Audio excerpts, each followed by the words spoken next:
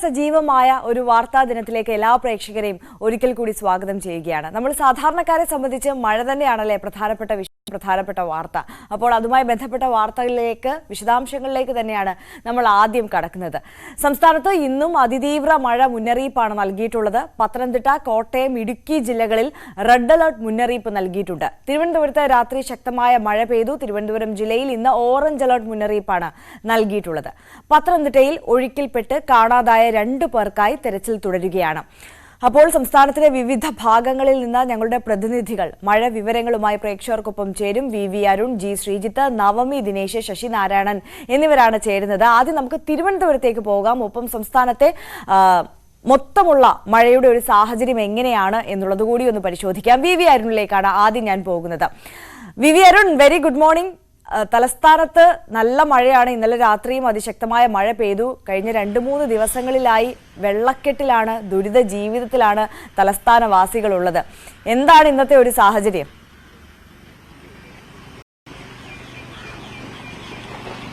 അറിയാം, അല്പം ആശ്വാസത്തിലുള്ള വകയാണ് രാവിലെ തലസ്ഥാനത്ത് നിന്ന് റിപ്പോർട്ട് ചെയ്യാനുള്ളത്. മഴ അലർട്ടൊക്കെ ഉണ്ടെങ്കിലും കാര്യമായ മഴ ഈ രാവിലെ പെയ്യുന്നില്ല.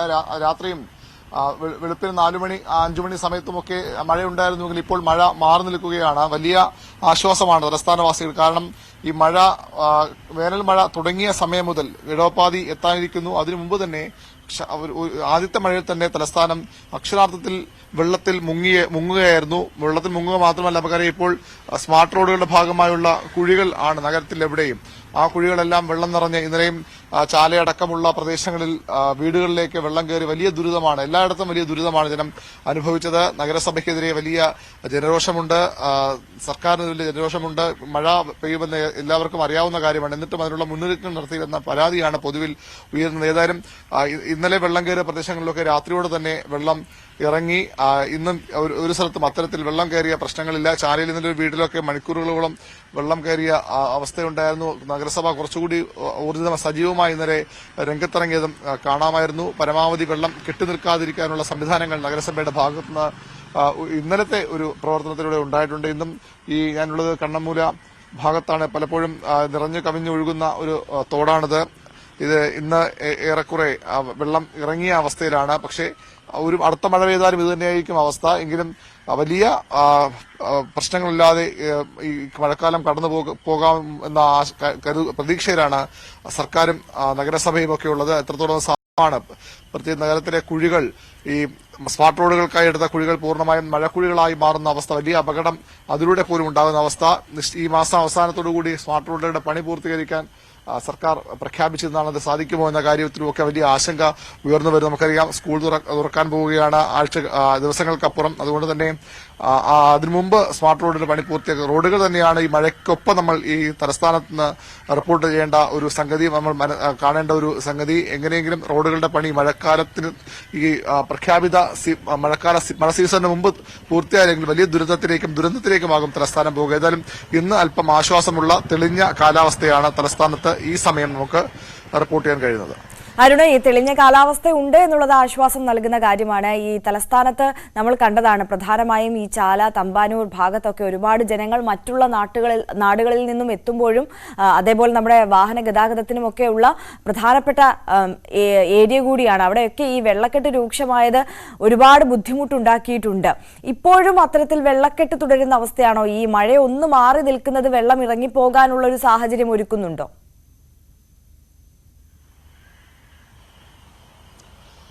തലസ്ഥാനത്ത് മഴയെന്ന് പറയുമ്പോൾ പതിറ്റാണ്ടുകളായ തലസ്ഥാനം മഴയിൽ മുങ്ങും. അങ്ങനെയുള്ള വളരെ ശാസ്ത്രീയമായ ഡ്രെയിനേജ് സംവിധാനം ഉണ്ടായിരുന്ന പ്രദേശമാണ് തലസ്ഥാന ജില്ല, നഗരമേഖല. എന്നാൽ അത് കഴിഞ്ഞ എത്രയോ പതിറ്റാണ്ടുകളായി അങ്ങനെയല്ല സ്ഥിതി.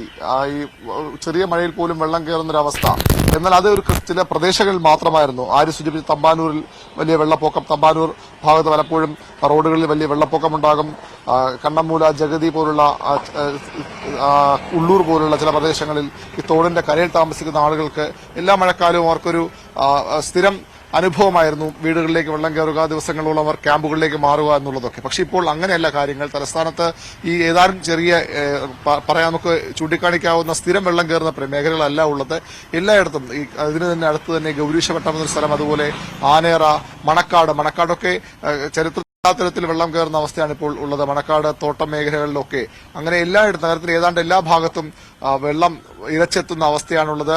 ജനങ്ങൾ വളരെ സുരക്ഷിതമെന്ന് കരുതി വീട് വാങ്ങി താമസിക്കുന്ന പ്രദേശങ്ങളിൽ പോലും ദിവസങ്ങളോളം അവർക്ക് ഉള്ളിലേക്ക് കഴക്കൂട്ട മേഖല വലിയൊരു വെള്ളപ്പൊക്ക ഭീഷണിയുള്ള സ്ഥലമാണ്. ചെറിയ മഴയിൽ പോലും വെള്ളം കയറുന്ന നിരവധി പ്രദേശങ്ങൾ നമ്മൾ കഴിഞ്ഞ മഴക്കാലത്തൊക്കെ നമ്മൾ റിപ്പോർട്ട് ചെയ്തതാണ്. അങ്ങനെ നഗരത്തിന്റെ ഏതാണ്ട് എല്ലാ ഭാഗത്തും ഇത്തരത്തിൽ ഒരുപക്ഷെ ഗ്രാമീണ മേഖല ഒഴിച്ചു നിർത്തിയാൽ നഗരമേഖലയുമായി ബന്ധപ്പെട്ട നഗരവുമായി ചേർന്ന എല്ലാ പ്രദേശങ്ങളിലും ഇത്തരത്തിൽ ഒരു മഴയ്ക്ക് തന്നെ ഒറ്റ ദിവസം കൊണ്ട് തന്നെ വെള്ളം വീടുകളിലേക്ക് ഇരച്ചെത്തുന്ന ജനങ്ങൾ അവിടെ നിന്ന് വിട്ടുപോകാൻ നിർബന്ധിതരാകുന്ന അവസ്ഥയിലേക്ക് കാര്യങ്ങൾ മാറുകയാണ്.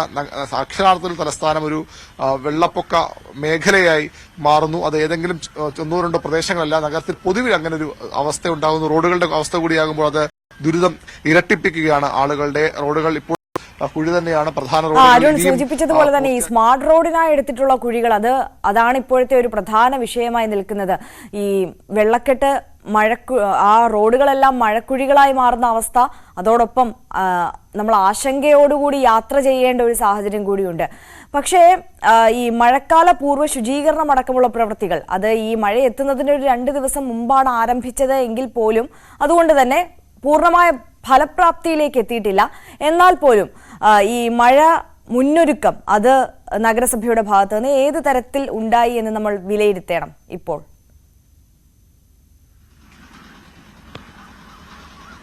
മഴക്കാലപൂർവ്വ ശുചീകരണം എന്ന് പറയുമ്പോൾ പ്രധാനമായും തലസ്ഥാനത്തെ ഓടകളും തോടുകളും ഒക്കെ ക്ലീനിംഗ് ആണ് പ്രധാനമായും ചെയ്യേണ്ടത്. അത്തരം റോഡ് ക്ലിനിക്ക് എത്രയോ മാസങ്ങളായി നടക്കുന്നുണ്ടെന്ന് വസ്തുതയാണ്. മഴക്കാലം മുന്നിൽ കണ്ട് മാത്രമല്ല, അല്ലെങ്കിൽ തന്നെ നടക്കുന്നു. പക്ഷേ അതൊന്നും ഫലപ്രാപ്തിയിലെത്തിയില്ല. റോഡുകളുടെ അവസ്ഥ ഞാൻ നേരത്തെ സൂചിപ്പിച്ച പോലെ അത് സ്മാർട്ട് റോഡുകൾ എന്നറിയണം. ഞാനിപ്പോൾ ഉള്ളത് ഈ ചെന്നിലോട് എന്ന ഭാഗമാണ്. കണ്ണമൂരിൽ തന്നെ കുമാരപുരത്ത് നിന്നൊക്കെ വരുന്ന ഒരു വഴി. അവിടെ ഈ റോഡ് തന്നെ എത്രയോ വർഷങ്ങളായി തന്നെ പറയണം ഈ രീതിയിൽ പൊളിച്ചിട്ടിരിക്കുകയാണ്. ഇതിന്റെ ഈ തോടിന് സമീപമായുള്ള കലിങ്ങിന്റെ നിർമ്മാണം, ഈ സൈഡ് വാൾ കിട്ടുന്നതിനൊക്കെ വേണ്ടി തോടിന്റെ ആമിഴഞ്ചാൻ തോടിന്റെ നവീകരണത്തിന് വേണ്ടി, അതിന്റെ വീതി കൂട്ടുന്നതിന് വേണ്ടിയൊക്കെ കുഴിച്ചിട്ട റോഡാണ്. പക്ഷേ ഇപ്പോഴും ആ റോഡിന്റെ അവസ്ഥ, ഈ തോട് നമുക്ക് കാണാം. എന്തുകൊണ്ട് വെള്ളം ഒഴുകിപ്പോകുമെന്ന് ചോദിച്ചാൽ എത്രയോ ലക്ഷം എന്ന് പറയാം, എത്രയോ കോടികൾ മുടക്കി എല്ലാ വർഷവും കൃത്യമായ ബജറ്റിലും അല്ലാതെയും ഒക്കെ വിഹിതം മാറ്റിവെച്ച് നവീകരണം നടത്തുന്ന തോടാണ്. ഇവിടെ നിന്ന് ഈ തോടിൽ നിന്ന് വെള്ളം ഒഴുകി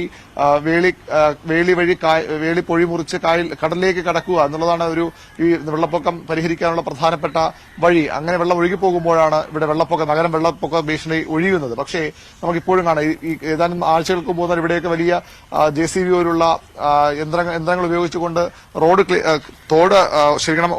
തോട് ക്ലീനിംഗ് നടക്കുന്ന സ്ഥലമായിരുന്നു. പക്ഷേ അങ്ങനെ എന്ത് ക്ലീൻ ചെയ്തിട്ടും ഫലമുണ്ടാകുന്നില്ല. അതിന് ഏറ്റവും പ്രധാനപ്പെട്ട വസ്തു ഇപ്പോഴും ഇവിടെ കാട് പിടിച്ച് കിടക്കുകയാണ്. പല കോടികൾ ഈ വെള്ളത്തിലൊഴുകി കായലിലേക്ക് പോയതാണ്. ഇവിടെ മാത്രമല്ല, അത് പാർവതി പുത്തനാറിലും ആമഴന്തോടിന്റെ മറ്റു ഭാഗങ്ങളിലും പാറ്റൂരും അതുപോലെ തന്നെ പട്ടം തോടിന്റെ ഭാഗവും ഒക്കെ ഇതേ രീതി അവസ്ഥയാണ്. ഓരോ സീസണിനും അതിനു മുമ്പുമൊക്കെ ശുചീകരണം നടത്തും. പക്ഷേ അതൊന്നും പൂർണ്ണ ഫലപ്രാപ്തിയിലെത്തില്ല. ഇപ്പോഴും വെള്ളം ഒഴുകിപ്പോകാൻ കഴിയാത്ത വിധം ഒരു ഭാഗത്ത് തിട്ട കെട്ടി കാടുപിടിച്ച് കിടക്കുകയാണ്. ഇതൊക്കെ എത്രയോ കോടി രൂപ ചെലവഴിച്ച് ഈ ഭാഗത്ത് മുഴുവൻ ക്ലീൻ ചെയ്തതാണ്.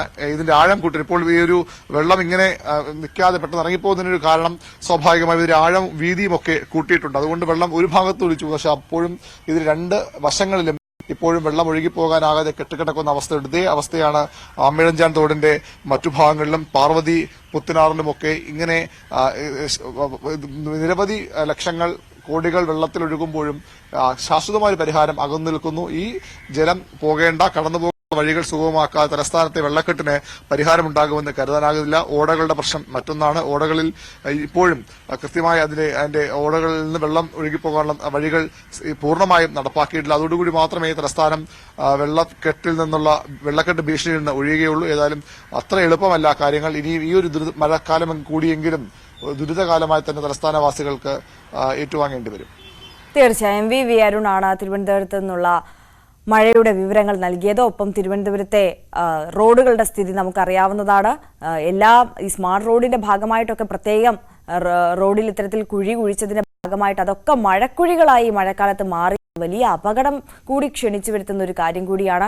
അതോടൊപ്പം താഴ്ന്ന പ്രദേശങ്ങളെല്ലാം പ്രധാനപ്പെട്ട സെന്ററുകൾ അടക്കം വെള്ളത്തിനടിയിലായി വീടുകളിലേക്ക് പോലും വെള്ളം കയറുന്ന ഒരു ദുരിതക്കാഴ്ച നമ്മൾ കണ്ടതാണ്. കഴിഞ്ഞ 3 ദിവസമായി തലസ്ഥാനവാസികളുടെ അവസ്ഥ ഇത് തന്നെയാണ്. ഇന്നും ഓറഞ്ച് അലർട്ട് മുന്നറിയിപ്പുണ്ട് തിരുവനന്തപുരത്ത്.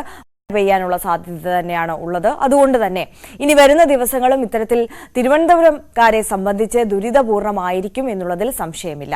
ഇനി നമുക്ക് കോട്ടയത്തേക്ക് പോകാം. ജി ശ്രീജിത്താണ് അവിടെ നിന്ന് മഴ വിവരങ്ങളുമായി നമുക്കൊപ്പം ചേരുന്നത്. Sreejith, good morning. ഇന്നും കോട്ടയത്ത് റെഡ് അലർട്ട് മുന്നറിയിപ്പാണ് നൽകിയിട്ടുള്ളത്. കഴിഞ്ഞ ദിവസങ്ങളിലൊക്കെ തന്നെ മഴ പെയ്തെങ്കിൽ പോലും വലിയ നാശനഷ്ടങ്ങളോ അത്തരത്തിലുള്ള അനിഷ്ട സംഭവങ്ങളോ ഒന്നും റിപ്പോർട്ട് ചെയ്തിട്ടില്ല എന്നുള്ള ആശ്വാസം നമുക്ക് മുന്നിലുണ്ട്. എന്താണ് ഇന്നത്തെ മഴയുടെ സാഹചര്യം അവിടെ? ഈ നിന്ന് പെയ്യുന്ന ഒരവസ്ഥയാണോ?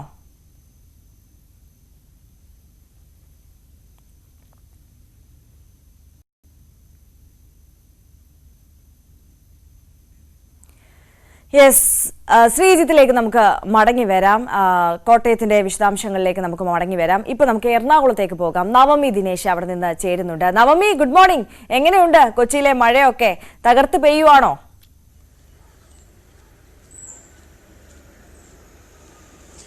Arya, very good morning. എറണാകുളത്ത് സ്ഥിതി അല്പം വ്യത്യസ്തമാണ്. ഇവിടെ മഴയൊന്നുമില്ല.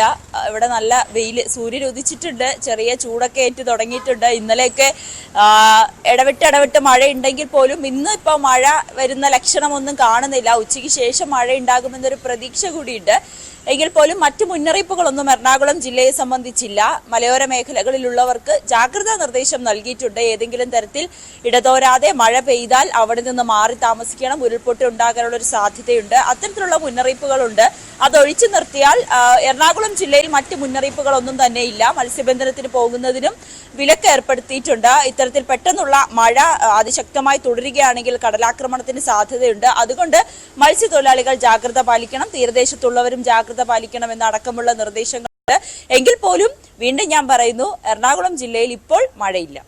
ഇപ്പോൾ മഴയില്ലെങ്കിലും നവമി, നമ്മൾ നേരത്തെ തിരുവനന്തപുരം ജില്ലയുടെ കാര്യം പറഞ്ഞില്ലേ? ഇവിടെ സിറ്റിയിലൊക്കെ താഴ്ന്ന പ്രദേശങ്ങളിലൊക്കെ തന്നെയും വെള്ളക്കെട്ടാണ്. കൊച്ചിയുടെ അവസ്ഥ അത് തന്നെയാണ്. നമ്മൾ എല്ലാ തവണയും കാണാറുള്ളതാണല്ലോ. ഈ ഓപ്പറേഷൻ ബ്രേക്ക് ത്രൂ ഒക്കെ പൂർണ്ണമായും ഫലപ്രാപ്തിയിലായിട്ടില്ല എന്നുള്ള കാര്യം കൂടി നമ്മുടെ മുമ്പിൽ നിൽക്കുന്നുണ്ട്. എങ്ങനെയാണ് ഈ ഒറ്റ മഴയിൽ തന്നെ മുങ്ങുന്ന കൊച്ചിയാണ്? ഏതെങ്കിലും പ്രദേശത്തൊക്കെ ഇത്തരത്തിൽ അതിരൂക്ഷമായ വെള്ളക്കെട്ടോ ആളുകൾക്ക് യാത്രാ ദുരിതമോ വീടുകളിലേക്കൊക്കെ വെള്ളം കയറുന്ന അവസ്ഥയൊക്കെ ഉണ്ടോ?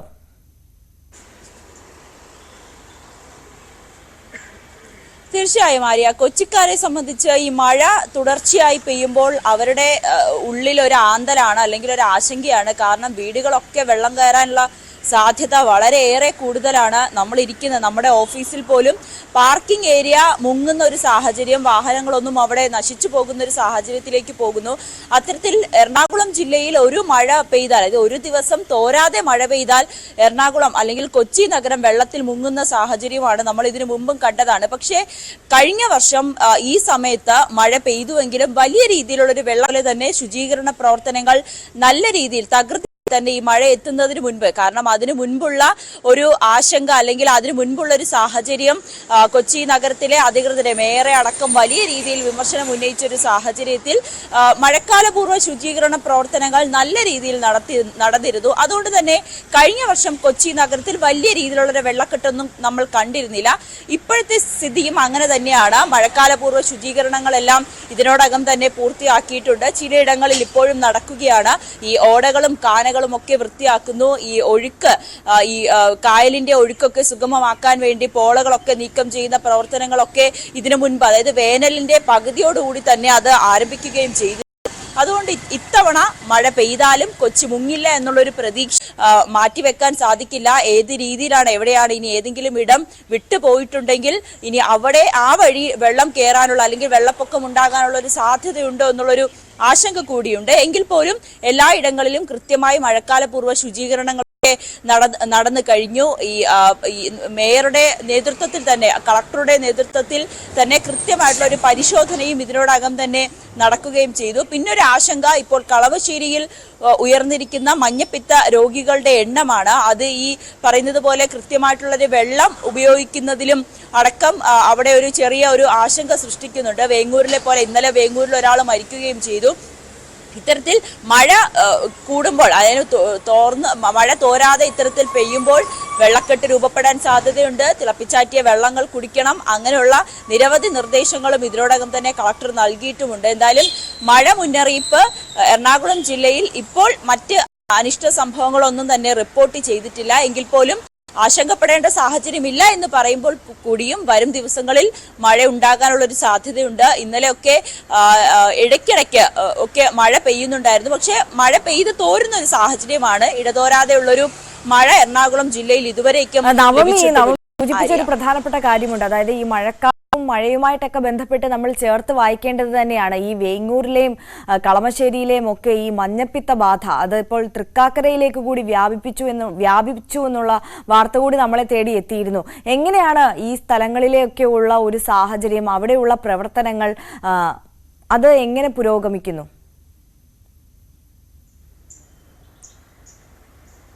ആര്യ, വേങ്ങൂരിലായിരുന്നു ഏറ്റവും കൂടുതൽ ആശങ്കപ്പെടുത്തുന്ന സാഹചര്യം. അവിടെയാണ് ഇന്നലെ ഒരാളും കൂടി മരിച്ചത്. കാർത്തിയാരി അമ്മ ഈ മഞ്ഞപ്പിത്ത രോഗം സ്ഥിരീകരിച്ചതു മുതൽ അതിതീവ്ര വിഭാഗത്തിൽ ചികിത്സയിലായിരുന്നു. ഇന്നലെ ആയിരുന്നു മരിച്ചത്. ഈ വേങ്ങൂരിലെ സാഹചര്യമാണ് അല്പം മോശമായി തുടരുന്നത്. ഇതിനോടകം തന്നെ 200 കടന്നു മഞ്ഞപ്പിത്തം രോഗം ബാധിച്ചവരുടെ എണ്ണം. പക്ഷേ അവിടെ കർശനമായിട്ടുള്ള പരിശോധന നിരീക്ഷണങ്ങളെല്ലാം ഇപ്പോൾ നടത്തിക്കൊണ്ടിരിക്കുകയാണ്. ഡോക്ടർ ആശുപത്രികളിൽ പ്രത്യേകം 2 ഡോക്ടർമാരെ കൂടി അധികമായി നിയമിക്കുകയും ചെയ്തു. അതോടൊപ്പം അവിടെയുള്ള ജനകീയ സമിതി രൂപീകരിക്കുകയും ഈ ആശുപത്രിയിൽ ചികിത്സയിലുള്ളവർക്ക് ധനസമാഹരണത്തിന് വേണ്ടിയിട്ടുള്ള അക്കൗണ്ട് രൂപീകരിക്കുകയും ചെയ്തിട്ടുണ്ട്. ഇതുവഴി അവിടെയുള്ളവർക്ക് ഈ വെന്റിലേറ്ററിൽ നമ്മൾ അവിടെ പോയതാണ്. വേങ്ങൂരിൽ പോയപ്പോൾ ശ്രീനിയുടെയും ശ്രീകാന്തിന്റെയും വീട്ടിൽ പോയതാണ്. അതിൽ ശ്രീകാന്തിന്റെ ഭാര്യ അഞ്ജന ഇപ്പോഴും ആശുപത്രിയിൽ തുടരുകയാണ്. ഏകദേശം 20 ലക്ഷം കടന്നു അവരുടെ ചികിത്സയ്ക്ക് വേണ്ടിയിട്ടുള്ള തുക. ഇത് കണ്ടെത്തുക എന്നുള്ളത് ആ കുടുംബത്തെ സംബന്ധിച്ച് വളരെ നിർധനരായ കുടുംബമാണ്. അവരെ സംബന്ധിച്ച് ഈ തുക കണ്ടെത്തുന്നത് അല്പം ബുദ്ധിമുട്ടുള്ള സാഹചര്യമായതിനാൽ നാട്ടുകാരെല്ലാവരും ചേർന്നാണ് അവിടെയുള്ളവർക്ക് MP-യും MLA-യും ഒക്കെ കൈകോർത്ത് അവർക്ക് വേണ്ട സഹായങ്ങളെല്ലാം അവിടെ ചെയ്യുന്നുണ്ട്. പക്ഷെ മറ്റ് ഇടങ്ങളിലെയും അവസ്ഥ വ്യത്യസ്തമല്ല. ഈ ദിവസക്കൂലിക്ക് ജോലിക്ക് പോയി ാണ് അവിടെ ഉള്ളവരൊക്കെ. അതുകൊണ്ട് വീട്ടിലെ ഗൃഹനാഥന്മാർക്കടക്കം മഞ്ഞപ്പിത്ത രോഗബാധ സ്ഥിരീകരിച്ച സാഹചര്യത്തിൽ സാമ്പത്തികമായി കുറച്ച് ഒരു ബുദ്ധിമുട്ടുള്ള സാഹചര്യമാണ് അവിടെ ഉള്ള വീടുകളിൽ പലർക്കും. ഒരു കോളനി ഏരിയയാണ്. പക്ഷേ അവിടെയുള്ള ആളുകളെല്ലാം കൂടി ചേർന്ന് പഞ്ചായത്ത് പ്രസിഡന്റിന്റെ ഒക്കെ നേതൃത്വത്തിൽ എല്ലാവരും ചേർന്ന് കൃത്യമായിട്ടുള്ള വീടുകളിൽ നിരീക്ഷണം, ചികിത്സ വേണ്ടവർക്ക് വീട്ടിൽ ചികിത്സ വേഗമുള്ള കാര്യങ്ങളാണ് വേങ്ങൂരിൽ നടക്കുന്നത്.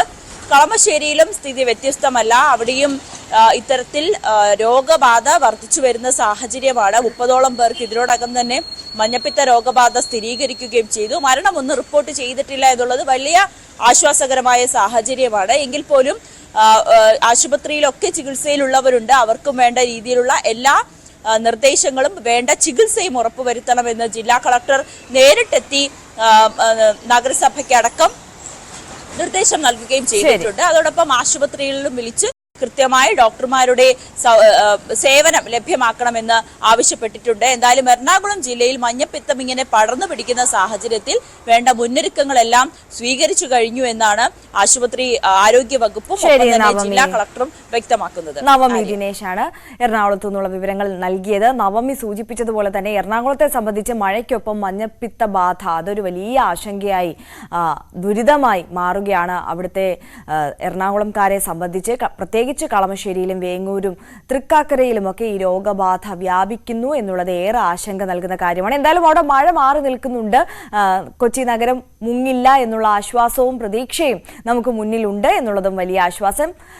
കോട്ടയത്തേക്ക് പോവുകയാണ്. ശ്രീജിത്ത് നമുക്കൊപ്പം ചേരുന്നുണ്ട്. Sreejith, good morning. അവിടെ മഴ എങ്ങനെയാണ്?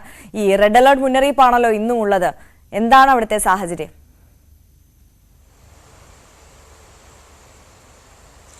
Good morning Arya. Red alert നിൽക്കുന്നുണ്ട് എങ്കിൽ പോലും മഴ അല്പം മാറി നിൽക്കുന്നു എന്ന് തന്നെ പറയേണ്ടി വരും. ഇന്ന് രാവിലെയൊന്നും അങ്ങനെ മഴ പെയ്തില്ല. പക്ഷേ ഇന്നലെ വൈകുന്നേരവും രാത്രിയൊക്കെ പലയിടങ്ങളിൽ ഈ കിഴക്കൻ മേഖലയിൽ ചിലയിടങ്ങളിലെങ്കിലും മഴ പെയ്തിട്ടുണ്ട്. പക്ഷേ ഒരു തുടർച്ചയായി പെയ്യുന്ന അതിശക്തമായ മഴ എന്ന നിലയിലേക്ക് അതിൽ കാര്യങ്ങൾ എത്തിയിട്ടില്ല. സാധാരണ റെഡ് അലർട്ടിന്റെ ഒരു മഴ അങ്ങനെയാണല്ലോ, അതായത് അതിതീവ്ര മഴ എന്നാണ് പറയുന്നത്. പക്ഷെ ആ അലർട്ടിനനുസരിച്ചുള്ള മഴ എന്തായാലും കോട്ടയത്ത് നിലവിലില്ല എന്ന് തന്നെ പറയേണ്ടി വരും. ഈ മീനച്ചിലാറും മണിമലയാറും ഒക്കെയാണ് പ്രധാനപ്പെട്ട നദികൾ. അവിടെ ഒന്നും ഈ മുന്നറിയിപ്പ് നിലയിലേക്ക് പോലും വെള്ളം എത്തിയിട്ടുമില്ല. സാധാരണഗതിയിൽ ഇതിന്റെ തുടക്ക ഭാഗങ്ങൾ ജില്ലയിലെ ഏറ്റവും കിഴക്കൻ പ്രദേശമായ തീക്കോയി ഉൾപ്പെടെയുള്ള മേഖലകളിൽ മുന്നറിയിപ്പ് നിലയിലേക്കൊക്കെ എത്തേണ്ട ഒരു സാഹചര്യമുണ്ട്. പക്ഷേ ഈ കനത്ത വേനലുമൊക്കെ കഴിഞ്ഞ ശേഷമുള്ള മഴയായതുകൊണ്ട് അതിലേക്കൊന്നും തന്നെ കാര്യങ്ങൾ എത്തിയിട്ടില്ല എന്ന് തന്നെ പറയേണ്ടി വരും. എന്തായാലും ജനങ്ങളെ സംബന്ധിച്ച് അതൊരു ആശ്വാസമാണ്. മഴ പെയ്യുന്നുണ്ട്, പക്ഷെ അതൊരു ദുരിതമായി മാറുന്നില്ല എന്നുള്ളത് ആശ്വാസം തന്നെയാണ്. ജില്ലയിലെ ഖനന പ്രവർത്തനങ്ങളും എന്തായാലും ജില്ലാ കളക്ടർ ഈ അലർട്ട് മുൻനിർത്തി നിർത്തിവെച്ചിട്ടുണ്ട്. ഒപ്പം തന്നെ ഈ കൺട്രോൾ റൂമുകളും പ്രവർത്തിച്ചു വരികയാണ്. എന്തായാലും കോട്ടയത്ത് നിലവിൽ വലിയ ദുരിതങ്ങളൊന്നുമില്ലാതെ ഈ വേനൽ മഴ മുന്നോട്ട് നീങ്ങുകയാണ്. ശ്രീജിത്ത് സൂചിപ്പിച്ചതുപോലെ തന്നെ കോട്ടയത്തിന്റെ കിഴക്കൻ മേഖലയാണ് ഈ മഴ പെയ്യുമ്പോൾ ആദ്യം ദുരിതത്തിലേക്ക് എത്തുന്നത്. നമ്മൾ കഴിഞ്ഞ തവണയൊക്കെ കണ്ടതാണ് ഇത്തരത്തിൽ ഒരാൾ പൊക്കത്തോളം വെള്ളം ഉണ്ടാകുന്ന ഒരു അവസ്ഥ, വീടുകളിൽ നിന്നൊക്കെ ആളുകൾക്ക് മാറി താമസിക്കേണ്ട ഒരു അവസ്ഥയിലേക്കൊക്കെ വന്നത്. അതോടൊപ്പം ഉരുൾപൊട്ടൽ ഭീഷണിയുണ്ട്. എന്തായാലും അവിടെയൊക്കെ മഴ മാറി നിൽക്കുന്നു എന്നതിനപ്പുറം അതിതീവ്ര മഴ മുന്നറിയിപ്പാണ് കോട്ടയം ജില്ലയിലുള്ളത്. റെഡ് അലേർട്ടാണ്. പക്ഷെ ആ അലേർട്ടിന് സമാനമായിട്ടുള്ള മഴ ഇല്ല എന്നുള്ളത് ആശ്വാസം നൽകുന്ന കാര്യമാണ്. എന്തായാലും ഈ ഒരു ഘട്ടത്തിൽ ശ്രീജിത്താണ് കോട്ടയത്ത് നിന്ന് വിവരങ്ങൾ നൽകിയത്. ഇനി നമ്മൾ പത്തനംതിട്ട ജില്ലയിലേക്കാണ് പോകുന്നത്. പത്തനംതിട്ടയിൽ ശശിനാരായണൻ വിവരങ്ങളുമായി ചേരുകയാണ്. ശശിനാരായണൻ, റെഡ് അലേർട്ടാണ് പത്തനംതിട്ട ജില്ലയിലും. കഴിഞ്ഞ ദിവസങ്ങളിലൊക്കെ തന്നെയും നല്ല മഴ പെയ്തു എന്നുള്ളതാണ് മനസ്സിലാക്കുന്നത്.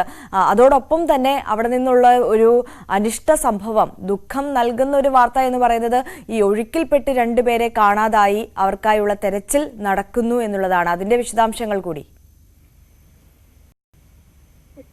പത്തനംതിട്ട ജില്ലയിലെ മഴയ്ക്ക് നേരിയ ശമനമുണ്ടെന്ന് പറയേണ്ടി വരും. കാരണം രാവിലെ ഇന്ന് മഴയില്ല. ഇന്നലെ ഉച്ചയ്ക്ക് ശേഷം നേരിയ തോതിൽ ചാറ്റൽ മഴ എല്ലാ സ്ഥലത്തും ഉണ്ടായിരുന്നു. പിന്നെ അതിനുശേഷം രാത്രിയിൽ കാര്യമായ രീതിയിൽ മഴ പത്തനംതിട്ട ജില്ലയിൽ ഉണ്ടായിട്ടില്ല. പക്ഷേ റെഡ് അലർട്ട് തന്നെയാണ് നിലവിലുള്ളത്. എന്തായാലും ജാഗ്രതാ നിർദ്ദേശം ഇപ്പോഴുമുണ്ട്.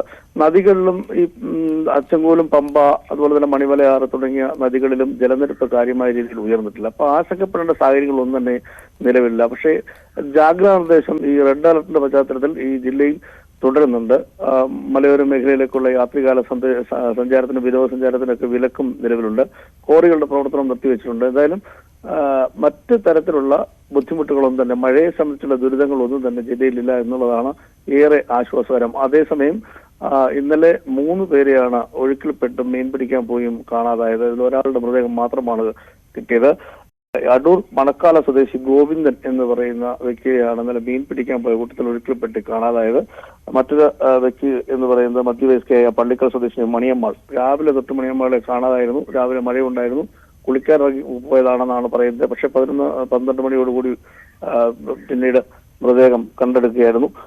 അതിനുശേഷം കാണാതായത് പത്തനം മണിമലയാറ്റിൽ അതിഥി തൊഴിലാളിയായ ബീഹാർ സ്വദേശി നരേഷിനെയാണ്. ഈ 3 കുളിക്കാനിറങ്ങിയപ്പോൾ ഒന്നിച്ച് കുളിക്കാനിറങ്ങുകയും ആറ്റിൽ മുങ്ങിപ്പോവുകയും ചെയ്തു. ആ നരേഷിന് വേണ്ട തിരച്ചിലും ഇപ്പോൾ ഇന്ന് രാവിലെ വീണ്ടും നടക്കും. ഇന്നലെ വൈകുന്നവരെ ഫയർഫോഴ്സും നാട്ടുകാരും അതുപോലെ തന്നെ സഹപ്രവർത്തകരൊക്കെ നരേഷിന്റെ മൃതത്തിന് വേണ്ടിയുള്ള തിരച്ചിൽ നടത്തിയത്. പക്ഷെ കണ്ടെത്താൻ കഴിഞ്ഞില്ല. നരേഷിന്റെയും അതുപോലെ തന്നെ ഈ ഗോവിന്ദന്റെയും കാണാതായ 2 പേർക്കും വേണ്ടിയുള്ള തിരച്ചിൽ ഇന്ന് വീണ്ടും പുനരാരംഭിക്കുക. അങ്ങനെ ഒരു 3 സംഭവങ്ങളാണ് പത്തനംതിട്ട ജില്ലയിൽ അനിഷ്ട സംഭവങ്ങൾ എന്ന് പറയുന്ന രീതിയിൽ മഴയുമായി തെളിഞ്ഞ കാലാവസ്ഥയാണ്. മറ്റ് സ്ഥലങ്ങളിലൊന്നും തന്നെ മഴ ഇല്ല എന്നുള്ളതാണ്. മറ്റു ജില്ലയുടെ മലയോര മേഖലയിലും മറ്റു സ്ഥലങ്ങളിലൊന്നും മഴ ഇല്ലെന്നുള്ളതാണ് നമുക്ക് അറിയാൻ കഴിയുന്നത്. എന്തായാലും ഒരുപക്ഷെ അലർട്ടിന്റെ പരിസം ഇപ്പോഴും തുടരുകയാണ്. ആര്യ. ശരി, ശശിനാരായണനാണ് ആ വിവരങ്ങൾ നൽകിയത്. അതാണ് പത്തനംതിട്ടയിലെ സാഹചര്യം. നമ്മൾ എത്രത്തോളം ജാഗ്രത പുലർത്തണമെന്ന് പറഞ്ഞാൽ പോലും പക്ഷേ ഇത്തരത്തിൽ ചില ആളുകളെങ്കിലും അത് ലംഘിക്കുന്നു എന്നുള്ളത് അത് ഇത്തരത്തിൽ വലിയ അപകടങ്ങളിലേക്കാണ് കൊണ്ടെത്തിക്കുന്നത് എന്നുള്ളതാണ് ഏറെ ദുഃഖകരമായ കാര്യം. പത്തനംതിട്ടയിൽ 3 പേരെയാണ് ഇത്തരത്തിൽ ഒഴുക്കിൽപ്പെട്ട് കാണാതായിട്ടുള്ളത്. പക്ഷേ മഴ സാഹചര്യം പരിശോധിക്കുകയാണെങ്കിൽ അവിടെ ഇപ്പോൾ വലിയ അതിശക്തമായ മഴ പെയ്യുന്നില്ല എന്നുള്ളത് വലിയ ആശ്വാസം നൽകുന്ന പുതിയ അന്വേഷണ സംഘം രൂപീകൃതമായിരിക്കുന്നു. എങ്ങനെയാണ് വിശദാംശങ്ങൾ?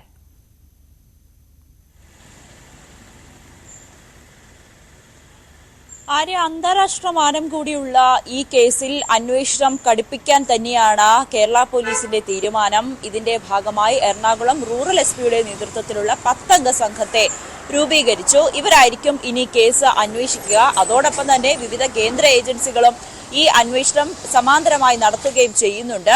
ഈ 10 10 അംഗ സംഘം ഈ വേർതിരിഞ്ഞായിരിക്കും ഈ ഒരു അന്വേഷണം നടത്തുക. കാരണം കേരളത്തിൽ മാത്രമല്ല ഹൈദരാബാദിലും ഇതുമായി ബന്ധപ്പെട്ട് ചില കണ്ണികളുണ്ടെന്ന് പോലീസിന് മനസ്സിലായി. ഇതിനെ തുടർന്നാണ് ഇത്തരത്തിലൊരു അന്വേഷണത്തിലേക്ക് കടന്നത്. അതിന്റെ ഭാഗമായി തന്നെയാണ് ഈ 10 അംഗ സംഘത്തെ രൂപീകരിക്കുകയും ചെയ്തത്.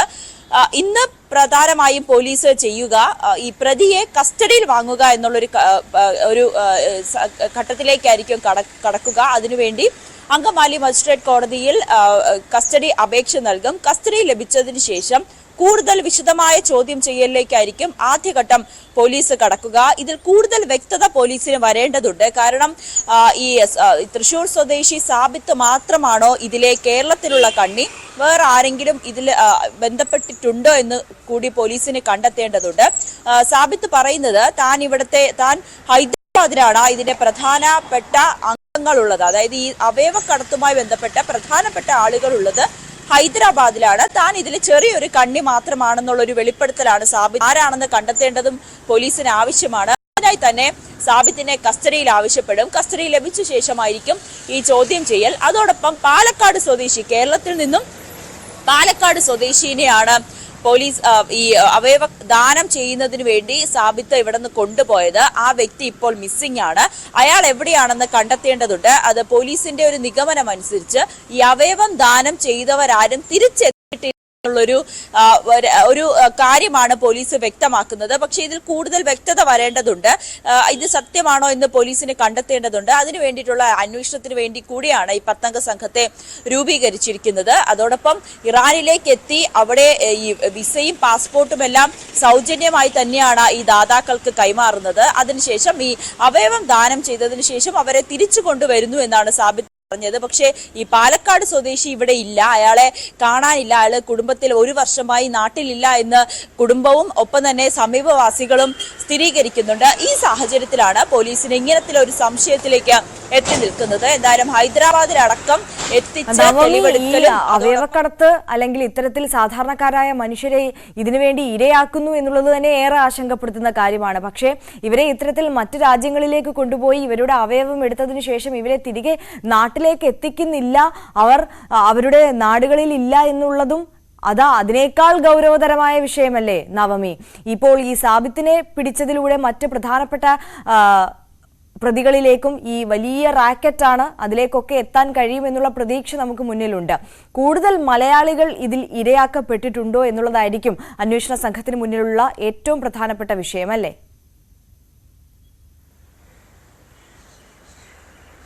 തീർച്ചയായും ആര്യ, അത് വളരെ ആശങ്കപ്പെടുത്തുന്ന സാഹചര്യമാണ്. 20 പേരെയാണ് ഈ അവയവം ദാനം ചെയ്യുന്നതിനു വേണ്ടി ഇറാനിലേക്ക് കൊണ്ടുപോയതെന്നാണ് സാബിത്ത് പറയുന്നത്. അതിൽ 19 പേരും ഉത്തരേന്ത്യൻ സ്വദേശികളാണ്. അതും ഹൈദരാബാദിലെ യുവാക്കളാണ്. ഹൈദരാബാദ് കേന്ദ്രീകരിച്ച് താമസിക്കുന്ന യുവാക്കളാണ് 19 പേരും. അതിൽ ഒരാൾ മാത്രമാണ് കേരളത്തിൽ നിന്നുള്ള പാലക്കാട് സ്വദേശി.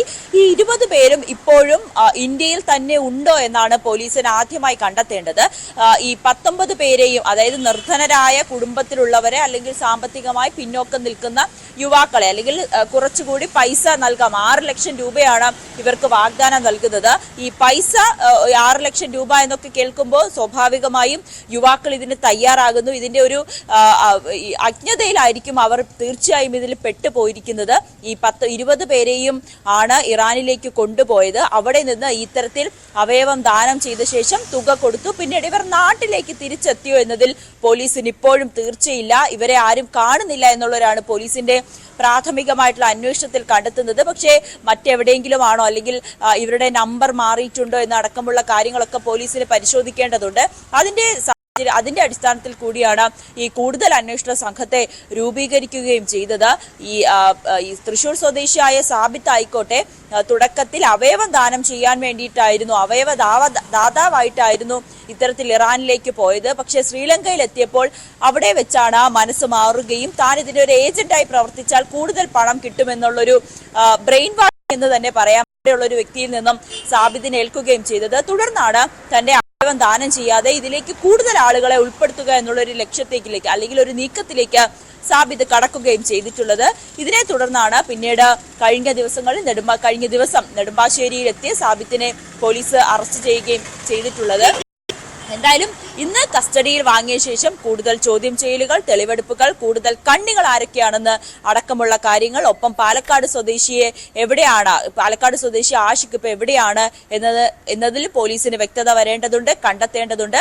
ഈ ആഷിഖിൽ നിന്നും പരാതി വാങ്ങിയതിന് ശേഷം ഇതിലൊരു അന്വേഷണം നടത്താനും പോലീസ് തീരുമാനിക്കുന്നുണ്ട്. എന്തായാലും കടത്തുമായി ബന്ധപ്പെട്ട് അന്താരാഷ്ട്ര തലത്തിലേക്ക് കൂടി ാണ് ഇതിന്റെ കണ്ണികൾ. IEBയുടെ അടക്കം, ഇന്റലിജൻസ് ബ്യൂറോയുടെ അടക്കം അന്വേഷണവും സമാന്തരമായി തന്നെ ഈ കേസിൽ നടക്കുന്നുണ്ട്. ആര്യ, തീർച്ചയായും നവമി ദിനേശാണ് വിവരങ്ങൾ നൽകിയത്. നവമി സൂചിപ്പിച്ചതുപോലെ തന്നെ ഏറെ ഗൗരവതരമായ വിഷയമാണ്, അന്തർദേശീയ മാനമുള്ള ഒരു കേസ് കൂടിയാണ്. അതുകൊണ്ട് തന്നെ ആഴത്തിലുള്ള അന്വേഷണം വേണം. പുതിയ അന്വേഷണ സംഘം രൂപീകൃതമായിട്ടുണ്ട്. വളരെ നിർണായകമായിട്ടുള്ള വിവരങ്ങളിലേക്കും മറ്റ് ഈ റാക്കറ്റിലെ പ്രതികളിലേക്കും ഒക്കെ എത്താൻ ഈ അന്വേഷണ സംഘത്തിന് കഴിയുമെന്ന് പ്രതീക്ഷിക്കാം. കൂടുതൽ വാർത്തകളിലേക്ക് എത്തുന്നതിന് മുമ്പ് ഒരു ചെറിയ ഇടവേള.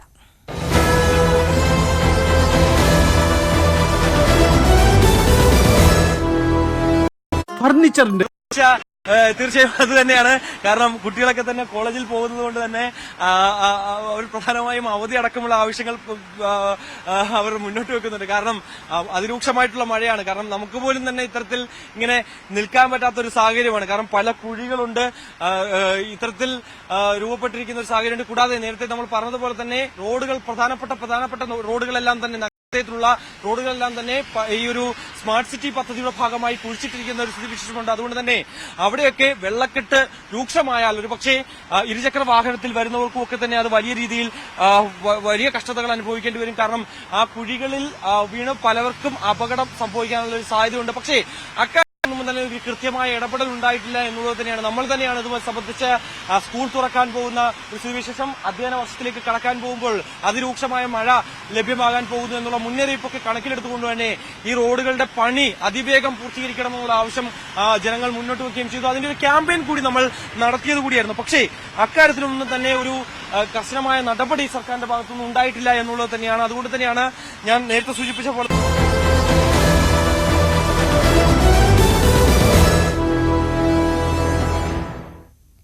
തിരികെ വാർത്തകളിലേക്ക് എത്തുമ്പോൾ ആലുവ റൂറൽ SP ന്യൂസ് 18നോട് ആലുവ റൂറൽ പരിധിയിൽ 200-ലധികം ഗുണ്ടകളെ പിടികൂടി. വ്യാപക പരിശോധനയ്ക്കായി എല്ലാ പോലീസ് സ്റ്റേഷനുകളിലും നിർദ്ദേശം നൽകിയിട്ടുണ്ട്. പോലീസ് നിരീക്ഷണം ശക്തമാക്കി. അതേസമയം റിയാസിന്റെ അറസ്റ്റിൽ കൂടുതൽ തെളിവുകൾ ലഭിച്ചു. റെയ്ഡ് തുടരുകയാണ് എന്നും പറഞ്ഞു. പെരുമ്പാവൂർ അനസിനെ നാട്ടിലെത്തിക്കും. അനസിനെ നാട്ടിലെത്തിക്കുന്നതിനായുള്ള നിയമ നടപടികൾ പുരോഗമിക്കുന്നതായും അദ്ദേഹം സൂചിപ്പിച്ചു. അന്വേഷണം തുടരുകയാണെന്നും റൂറൽ SP പറഞ്ഞു. സംസ്ഥാനത്തെ ഗുണ്ടകളെ പിടികൂടാൻ വേണ്ടി പോലീസിന്റെ ഓപ്പറേഷൻ ആഗ് ഇതിനോടകം തന്നെ 5000-ലധികം ഗുണ്ടകളെയാണ് പിടികൂടിയത്. ആലുവ റൂറൽ പരിധിയിൽ ഈ ഓപ്പറേഷൻ ആഗ് എവിടെ വരെ എത്തി? ഈ കാര്യങ്ങൾ ന്യൂസ് 18നോട് പങ്കുവയ്ക്കുന്നു Aluva rural SP Vaibhav Saxena. Sir നമസ്കാരം.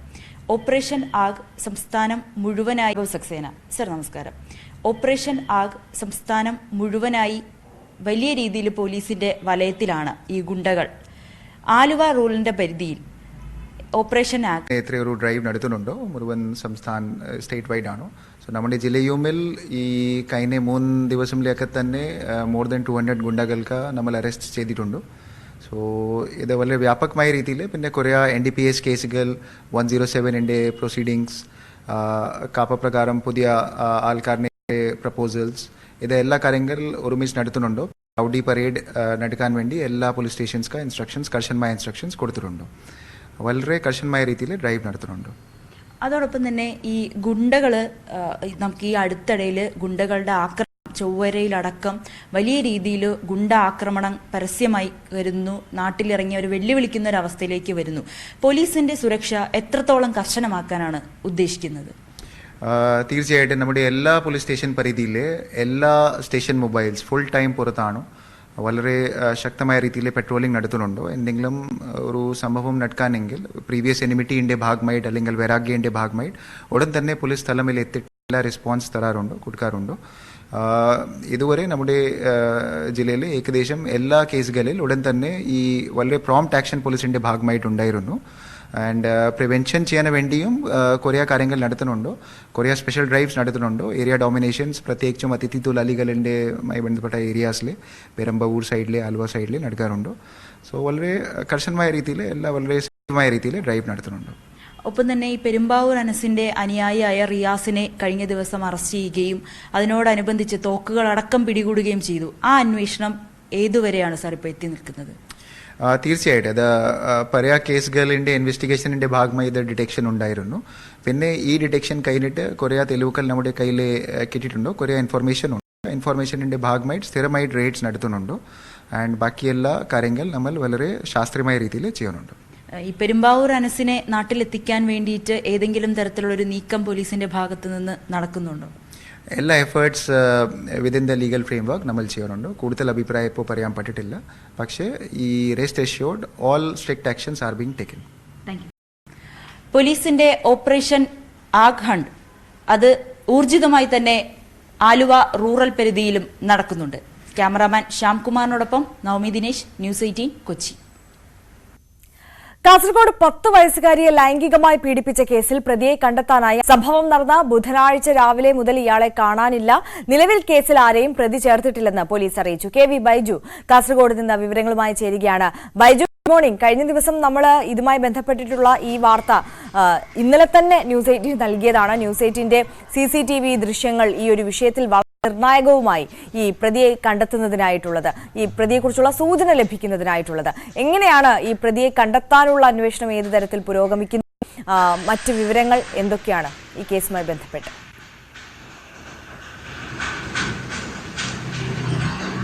Arya, good morning. ഏതായാലും ഈ കേസിൽ പ്രതിയെ ഇപ്പോഴും പോലീസിന് കണ്ടെത്താൻ കഴിഞ്ഞിട്ടില്ല. എന്തായാലും കുടക് സ്വദേശിയായതുകൊണ്ട് തന്നെ ഇയാൾ കർണാടകയിലേക്ക് ാണ് പോലീസിന് ലഭിക്കുന്ന സൂചന. അതുകൊണ്ട് തന്നെ കർണാടക കേന്ദ്രീകരിച്ചും അന്വേഷണം വ്യാപിപ്പിച്ചിട്ടുണ്ട്. ഒരു സംഘം ഇപ്പോഴും കർണാടകയിൽ തന്നെ തുടരുന്നുണ്ട്. ഏതായാലും ഈ പ്രതിയെ പോലീസ് കസ്റ്റഡിയിൽ ലഭിച്ചാൽ മാത്രമേ ഇത് സംബന്ധിച്ച് കൂടുതൽ വിവരങ്ങൾ പോലീസിന് ശേഖരിക്കാനാവൂ. എന്തായാലും ഇയാളാണ് ഈ ഹീനമായ കൃത്യം നടത്തിയതെന്ന് പോലീസ് കണ്ടെത്തിയിരിക്കുന്നു. പക്ഷേ എന്താണ് ഇയാളുടെ ലക്ഷ്യം? അല്ലെങ്കിൽ ഇയാൾ ഈ കുട്ടിയെ മാത്രം ലക്ഷ്യമിട്ടാണോ ഇത്തരത്തിൽ ഒരു അതിക്രമത്തിൽ എത്തിയത്? ഇതൊക്കെ അറിയാനുണ്ട്. ഇയാൾക്കെതിരെ നേരത്തെ തന്നെ ഈ സമാനമായ ഒരു കേസ് കുടകിലുണ്ട്. കുടകിൽ ഒരു 10ാം ക്ലാസ്സുകാരിയെ ഈ സ്കൂളിൽ പോകുന്ന സമയത്ത് ഇത്തരത്തിൽ തട്ടിക്കൊണ്ടുപോവുകയും ഈ ലൈംഗിക പീഡനത്തിന് ഇരയാക്കുകയും ചെയ്തൊരു സംഭവം. ആ സംഭവത്തിലും ഇയാൾ നേരത്തെ പ്രതിയായിരുന്നു. അതുകൊണ്ട് തന്നെയാണ് പോലീസിന് വളരെ പെട്ടെന്ന് തന്നെ പ്രതിയിലേക്ക് എത്താൻ സാധിച്ചത്. എന്തായാലും ഈ പെൺകുട്ടി ഇപ്പോഴും ആശുപത്രിയിൽ ചികിത്സയിൽ തന്നെയാണ്. പെൺകുട്ടി അത്രത്തോളം വലിയ അതിക്രമമാണ് ഈ പെൺകുട്ടി നേരിട്ടത്.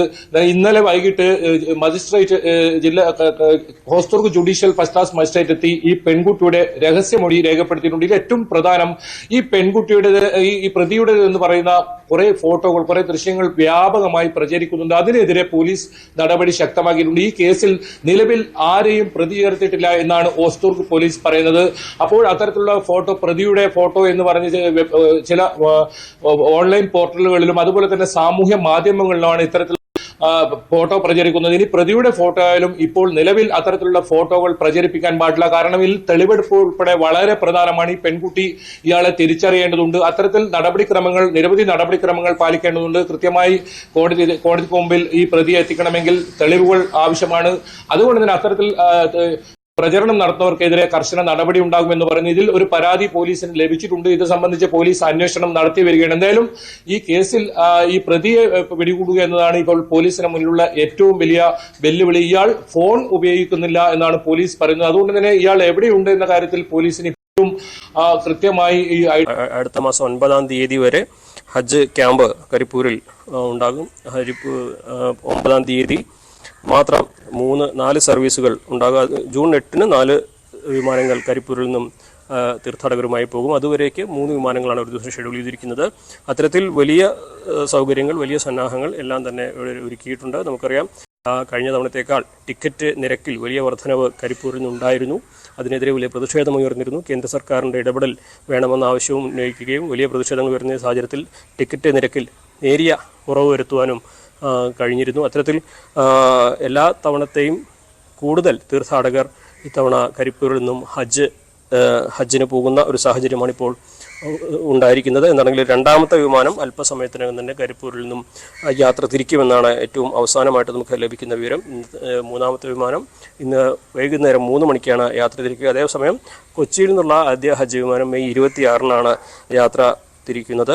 ജൂൺ 1-നാണ് കണ്ണൂരിൽ നിന്നുള്ള ആദ്യ ഹജ്ജ് വിമാനവും യാത്ര തിരിക്കുക. ആര്യ.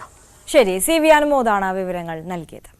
നമ്മൾ മറ്റൊരു വാർത്തയിലേക്ക് കടക്കുമ്പോൾ അമീബിക് മസ്തിഷ്ക ജ്വരം ബാധിച്ച് കോഴിക്കോട് മെഡിക്കൽ കോളേജിൽ ചികിത്സയിലിരുന്ന 5 വയസ്സുകാരി മരിച്ചു. മലപ്പുറം മുന്നിയൂർ സ്വദേശി ഫത്വയാണ് മരിച്ചത്. ഒരാഴ്ചയായി വെന്റിലേറ്ററിൽ ചികിത്സയിലായിരുന്നു. MS അനീഷ് കുമാർ ചേരുന്നുണ്ട് നമുക്കൊപ്പം വിവരങ്ങളുമായി. അനീഷ്, നമ്മൾ ഒരിക്കലും കേൾക്കാൻ ആഗ്രഹിക്കാത്ത ഒരു വാർത്തയാണ് നമ്മളെ തേടിയെത്തിയിട്ടുള്ളത്. ഒരാഴ്ചയായി ഈ കുട്ടിയുടെ ചികിത്സ പുരോഗമിക്കുകയായിരുന്നു, വെന്റിലേറ്ററിലായിരുന്നു. തിരിച്ചു വരണമെന്ന് നമ്മൾ ഒരുപാട് ആഗ്രഹിച്ചതാണ്. കേരളത്തെ സംബന്ധിച്ച് നമുക്ക് അത്രത്തോളം പരിചിതമല്ലാത്തൊരു അസുഖം കൂടിയാണിത്. എപ്പോഴായിരുന്നു മരണം സംഭവിച്ചത്? മറ്റു വിവരങ്ങൾ.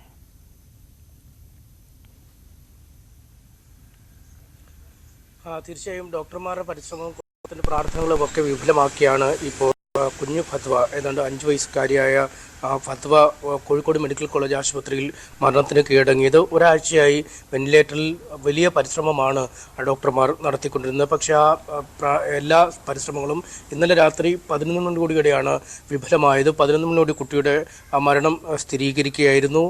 വലിയ രോഗലക്ഷണങ്ങൾ തന്നെയാണ് കഴിഞ്ഞ ഏതാനും ദിവസങ്ങളായി കുട്ടി പ്രകടമാക്കിയത്. അങ്ങേയറ്റം മരുന്നുകളോട് പ്രതികരിക്കാത്ത രീതിയിലാണ് കുട്ടിയുടെ പെരുമാറ്റമുണ്ടായിരുന്നത്. നമുക്കറിയാം, ഈ അമീബിക് മസ്തിഷ്ക ജ്വരത്തിന് കൃത്യമായ മരുന്നുകൾ രാജ്യത്ത് ലഭ്യമല്ലാത്ത ഒരവസ്ഥയുണ്ട്. ഈ രോഗബാധ സ്ഥിരീകരിക്കപ്പെട്ടാൽ ഏതാണ്ട് പൂർണ്ണമായും മരണം എന്ന ഇതിലേക്ക് തന്നെയാണ് കാര്യങ്ങൾ നീങ്ങുന്നത്. ഏതാണ്ട് 100% മരണനിരക്കുള്ള ഒരു രോഗമാണ് ഇത്. വിദേശത്ത് നിന്നടക്കം മരുന്ന് എത്തിച്ച് ഈ കുട്ടിയുടെ ആരോഗ്യനില മെച്ചപ്പെടുത്താനുള്ള ശ്രമങ്ങൾ നടത്തുകയായിരുന്നുവെങ്കിൽ പോലും അതും ഫലം കാണാത്ത ഒരവസ്ഥയിലേക്ക് കാര്യങ്ങൾ നീങ്ങുന്നു. മുന്നിയൂരിലെ ഒരു കുളത്തിൽ കുളിച്ചതിനെ തുടർന്നാണ് കുട്ടിക്ക് ഇത്തരത്തിൽ കടുത്ത പനിയും തലവേദനയും ആദ്യം അനുഭവപ്പെടുകയും പിന്നീട് രോഗം മൂർച്ഛിക്കുന്ന അവസ്ഥയിലേക്ക് എത്തിക്കുകയും ചെയ്ത് കോഴിക്കോട് മെഡിക്കൽ കോളേജ് ആശുപത്രിയിൽ നടത്തിയ പരിശോധനയിലാണ് അമീബിക് മസ്തിഷ്ക ജ്വരമാണ് കുട്ടിക്ക് പിടിവിട്ടത് എന്ന് കണ്ടെത്തിയത്. ഇതേ തുടർന്ന് ഈ രോഗബാധ അല്ലെങ്കിൽ രോഗത്തിന്റെ ലക്ഷണങ്ങളെ ഇല്ലാതാക്കാനുള്ള വിവിധ തരത്തിലുള്ള മരുന്നുകളാണ് കുട്ടിക്ക് നൽകിക്കൊണ്ടിരിക്കുന്നത്. പക്ഷേ അത് ഫലം കാണാത്ത അവസ്ഥയിലേക്ക് നീങ്ങുകയായിരുന്നു. ആദ്യം സ്വകാര്യ ആശുപത്രിയിലാണ് കുട്ടിയെ പ്രവേശിപ്പിച്ചത്. രോഗശമനം ഒരു രീതിയിലും ഉണ്ടാവാത്ത സാഹചര്യത്തിലേക്കാണ് പിന്നീട് കോഴിക്കോട് മെഡിക്കൽ കോളേജ് ആശുപത്രിയിലേക്ക് കൊണ്ടുവരികയും ചെയ്തത്. മരുന്നുകൾ പുറത്തെത്തിക്കാനുള്ള വലിയ ശ്രമങ്ങൾ സർക്കാരിൻ്റെ ഭാഗത്തുനിന്നും ഉണ്ടായി എന്നാണ് നമുക്ക് മനസ്സിലാക്കാൻ കഴിഞ്ഞത്. പക്ഷേ ആ ശ്രമങ്ങൾ പൂർണ്ണതോതിൽ വിജയം കണ്ടില്ല. ഒപ്പം ഈ കുട്ടിക്കൊപ്പം ഉണ്ടായിരുന്ന മറ്റ് 4 ബന്ധുക്കളായ 4 കുട്ടികളെ കൂടി കോഴിക്കോട് മെഡിക്കൽ കോളേജ് ആശുപത്രിയിൽ നിരീക്ഷണത്തിലാക്കിയിരുന്നു.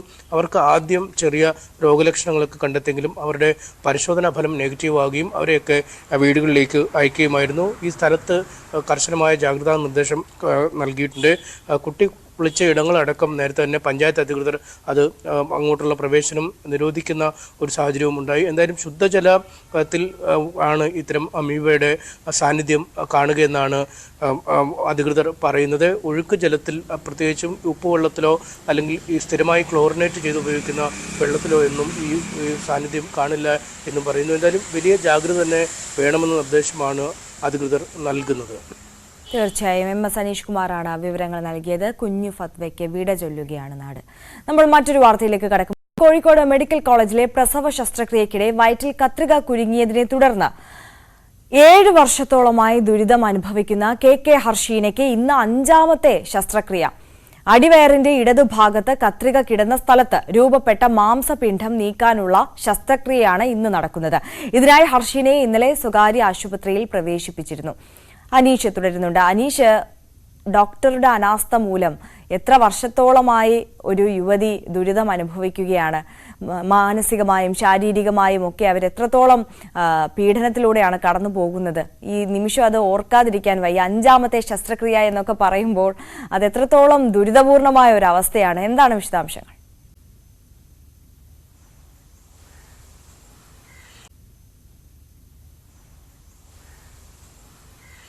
തീർച്ചയായും 2017 നവംബറിലാണ് കോഴിക്കോട് മെഡിക്കൽ കോളേജിലെ മാതൃശിശു സംരക്ഷണ കേന്ദ്രത്തിൽ നടന്ന ആദ്യ പ്രസവ ശസ്ത്രക്രിയയിലാണ് ഹർഷീന വയറ്റിൽ കത്രി കുടുങ്ങിയതെന്ന് കണ്ടെത്തിയത്. പിന്നീട് 2ാമത്തെ പ്രസവം കഴിഞ്ഞു. ആ സമയത്ത് നടത്തിയ സ്കാനിങ്ങിലൊന്നും ഇത്തരം സ്കാനിങ് നടത്തി. പിന്നീടാണ് കൃത്യമായ പരിശോധനകൾ നടത്തിയപ്പോൾ ഈ പതിവായി വയറുവേദന വരുന്നത് ശ്രദ്ധയിൽപ്പെട്ടു. തുടർന്ന് നടത്തിയ പരിശോധനയിലാണ് ഇത്തരത്തിൽ വയറ്റിനുള്ളിൽ കത്രിക കുടുങ്ങിയെന്ന് കണ്ടെത്തിയത്. ഇതേ തുടർന്ന് ഈ കത്രിക ശസ്ത്രക്രിയയിലൂടെ 2022 സെപ്റ്റംബർ 17 പുറത്തെടുക്കുകയും ചെയ്തു. പക്ഷേ ആ കത്രിക പുറത്തെടുത്തെങ്കിലും ഈ കത്രിക കിടന്ന സ്ഥലത്തെ ഗ്രന്ഥിക്കുള്ളിൽ പഴുപ്പ് അടിഞ്ഞുകൂടുന്നൊരു അവസ്ഥയിലേക്ക് കാര്യങ്ങൾ നീങ്ങി. 2 തവണ ഈ പഴുപ്പ് നീക്കം ചെയ്തിട്ടും ഈ വേദന മാറാത്ത ഒരു സാഹചര്യമാണ് ഉണ്ടായത്. തുടർന്ന് നടത്തിയ സ്കാനിംഗ് പരിശോധനയിലാണ് ഇവിടെ ഒരു മാംസപിണ്ഡം തന്നെ രൂപപ്പെട്ടതായി കണ്ടെത്തുകയും ചെയ്തു. ഇതേ തുടർന്നാണ് ഈ മാംസപിണ്ഡം ശസ്ത്രക്രിയയിലൂടെ പുറത്തെടുക്കാനുള്ള നടപടിക്രമങ്ങൾ ആരംഭിച്ചത്.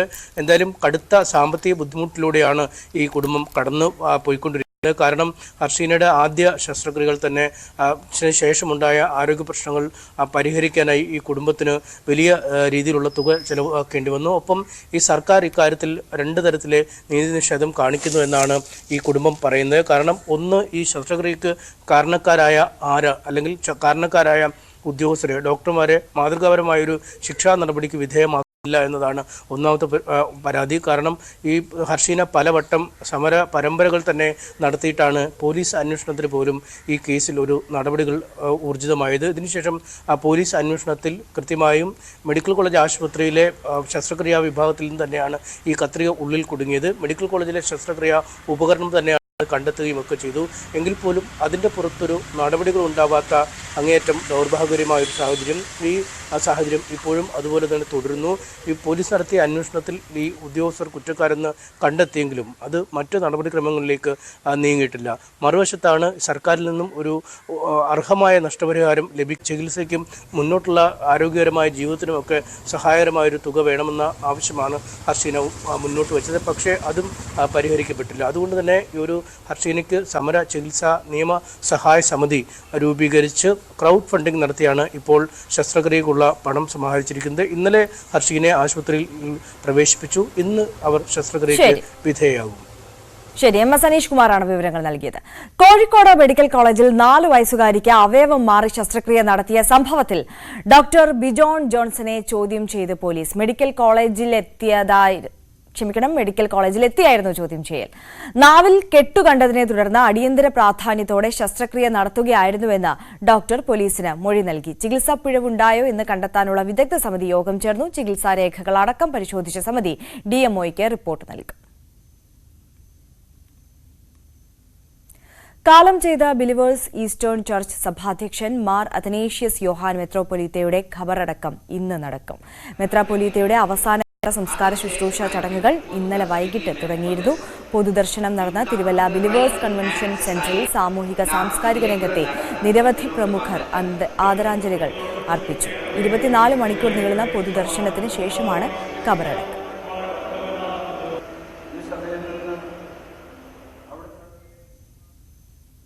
ഇറാൻ പ്രസിഡന്റ് ഇബ്രാഹിം റെയ്സിയുടെ മരണത്തിൽ അന്വേഷണത്തിന് ഉത്തരവിട്ട് Iran chief of staff Mohammad ബഗേരിയാണ് അന്വേഷണത്തിന് ഉത്തരവിട്ടത്. ഹെലികോപ്റ്റർ തകർന്നു വീഴാനുണ്ടായ സാഹചര്യം ഒരു ഉന്നതതല സമിതി പരിശോധിക്കുമെന്ന് ബഗേരി അറിയിച്ചു. ഇറാൻ പ്രസിഡന്റ് ഇബ്രാഹിം റെയ്സിയുടെ മരണത്തിൽ രാജ്യത്ത് ഇന്ന് ദുഃഖാചരണം. ഇതിന്റെ ഭാഗമായി ഇന്നത്തെ എല്ലാ ഔദ്യോഗിക ആഘോഷ പരിപാടികളും റദ്ദാക്കി. ദേശീയ പതാക പകുതി താഴ്ത്തിക്കെട്ടും. അന്താരാഷ്ട്ര തലത്തിലെ ഇന്ത്യയുടെ ഏറ്റവും അടുത്ത സൗഹൃദ രാജ്യങ്ങളിൽ ഒന്നാണ് ഇറാൻ. ഇബ്രാഹിം റെയ്സിയുടെ വിയോഗത്തിൽ പ്രധാനമന്ത്രി നരേന്ദ്രമോദി അനുശോചനം അറിയിച്ചിരുന്നു. കേന്ദ്ര ഉത്തരവിന്റെ ഭാഗമായി സംസ്ഥാനത്ത് നടത്താൻ നിശ്ചയിച്ചിരുന്ന എല്ലാ ഔദ്യോഗിക പരിപാടികളും മാറ്റിവെച്ചു. ഇന്ത്യൻ പ്രീമിയർ ലീഗിലെ ആദ്യ ക്വാളിഫയറിൽ ഇന്ന് Kolkata night Riders Sunrisers Hyderabad പോരാട്ടം. ജയിക്കുന്ന ടീം IPL ഫൈനലിൽ എത്തും. അഹമ്മദാബാദിലെ നരേന്ദ്രമോദി സ്റ്റേഡിയത്തിൽ രാത്രിയാണ് മത്സരം. ടൂർണമെന്റിലെ ഏറ്റവും ശക്തമായ ബാറ്റിംഗ് നിരയുമായാണ് ഹൈദരാബാദ് ഇറങ്ങുന്നത്. Travis head, Abhishek Sharma opening സഖ്യവും മാർക്രം കാൾസൺ തുടങ്ങിയവർ അണിനിരക്കുന്ന ബാറ്റിംഗ് നിരയും ടൂർണമെന്റിലെ തന്നെ ഏറ്റവും മികച്ചതാണ്. മിച്ചൽ സ്റ്റാർക്ക്, നരേൻ, വരുൺ ചക്രവർത്തി തുടങ്ങിയവർ ഉൾപ്പെടുന്ന ബൌളിംഗ് നിരയാണ് കൊൽക്കത്തയുടെ കരുത്ത്. ഇന്ന് തോൽക്കുന്ന ടീമിന് രാജസ്ഥാൻ ബംഗളൂരു മത്സരത്തിലെ വിജയിയെ തോൽപ്പിച്ചാൽ ഫൈനലിൽ എത്താൻ ആകും. അപ്പോൾ മോർണിംഗ് വൈബ്സിന്റെ സമയം ഇവിടെ അവസാനിക്കുകയാണ്. എല്ലാ പ്രേക്ഷകർക്കും ഒരിക്കൽ കൂടി ഒരു നല്ല ദിവസം ആശംസിക്കുന്നു. അപ്പോൾ കൂടുതൽ സമഗ്രമായ വാർത്തകൾക്കും വിശദാംശങ്ങൾക്കും News 18 തുടരുക. നമസ്കാരം.